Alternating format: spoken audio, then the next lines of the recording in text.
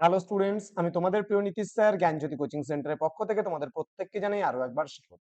তো স্টুডেন্টস, তোমাদের জি political science পরীক্ষা যারা 6 সেমিস্টারের স্টুডেন্টরা রয়েছে তাদের জন্য কিন্তু আজকের এই ক্লাসটি, এবং যারা 4th সেমিস্টারের জিইতে যারা পলিটিক্যাল নিয়েছে অনার্সের স্টুডেন্টরা তারাও কিন্তু এই সাজেশনটা ট্রান্সলেট করে ইংলিশে করতে পারো। তো সাজেশন 2024-এ তোমাদের পরীক্ষার জন্য একেবারে শেষ মুহূর্তের প্রিপারেশন তোমরা তো সব পড়েই নিয়েছো, আমি সাজেশনটা অনেকদিন আগে দিয়ে দিয়েছি। এবার একেবারে শেষ মুহূর্তের প্রিপারেশন তোমরা কি কি পড়বে সেটা একটু বলে দিচ্ছি, ধ্যান দিও।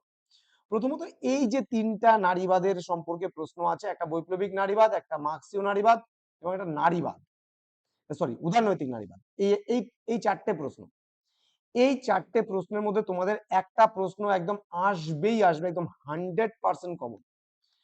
হয় বৈপ্লবিক নারীবাদ আসবে, নাহলে মার্ক্সীয় নারীবাদ আসবে, নাহলে উদারনৈতিক নারীবাদ আসবে, নাহলে নারীবাদ কি নারীবাদের উদ্ভব সম্পর্কে লিখো। এই যে চারটা প্রশ্ন, এই চারটা প্রশ্নের মধ্যে তোমরা একটা বড় প্রশ্ন কিন্তু 12 নম্বরে একদম 100% কমন পাচ্ছই পাচ্ছ।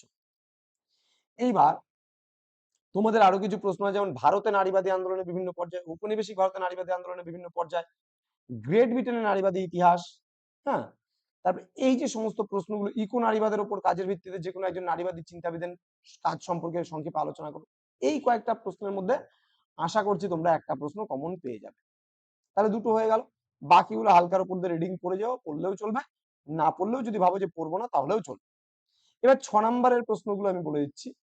সমাজতান্ত্রিক নারীবাদের সম্পর্কে আলোচনা, এর বৈশিষ্ট্যগুলো আলোচনা করো। উদারনৈতিক নারীবাদ কাকে বলে, নারীবাদের প্রথম তরঙ্গ, বিভিন্ন তরঙ্গগুলোই পড়ে নেবে। নারীবাদের 4টা তরঙ্গ আছে, প্রথম, দ্বিতীয়, তৃতীয়, চতুর্থ, 4টা তরঙ্গই কিন্তু খুব ভালো করে পড়ে নেবে। কারণ কোন তরঙ্গ আসবে বলা মুশকিল, বলতে পারে নারীবাদের বিভিন্ন তরঙ্গগুলো সম্পর্কে আলোচনা করো, এটাও বলতে পারে কোশ্চেনটা।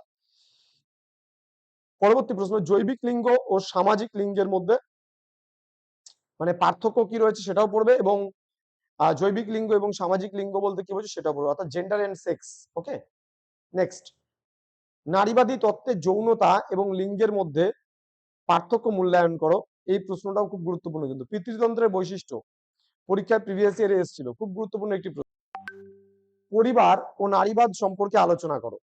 দেন জৈবিক লিঙ্গ সামাজিক লিঙ্গের মধ্যে আমি একটু আগে বললাম যে পার্থক্যটাও পড়তে হবে, খুব ভালো করে পড়বা। আচ্ছা, ফ্রান্সের নারীবাদ বা ফরাসি নারীবাদ সম্পর্কে, পরিবারে নারীর অধিকার সম্পর্কে আলোচনা, উৎপাদনশীল এবং অনুৎপাদনশীলের শ্রমের ওপর এই টিকা, এগুলো হালকার উপর দিয়ে দেখে যাবে। ওকে, এবার 3 নম্বরের যে প্রশ্নগুলো পড়বে সেগুলো একটু বলে দিচ্ছি, তোমরা একটু লিখে নাও।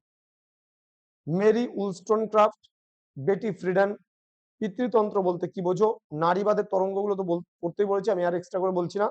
যৌনতা, নারী শ্রম, মৌলবাদী নারীবাদ, পিতৃতন্ত্রের বিভিন্ন রূপ, মাতৃতান্ত্রিক সমাজ, এগুলো সব টিকা পড়বে। শ্রমের যৌন বিভাজন, উদারনৈতিক নারীবাদ, নারীবাদ কি, কৃষ্ণাঙ্গ নারীবাদ বলতে কি বোঝো, নারীবাদের তৃতীয় তরঙ্গ, অবৈতনিক শ্রম এবং নারী প্রধান পরিবার।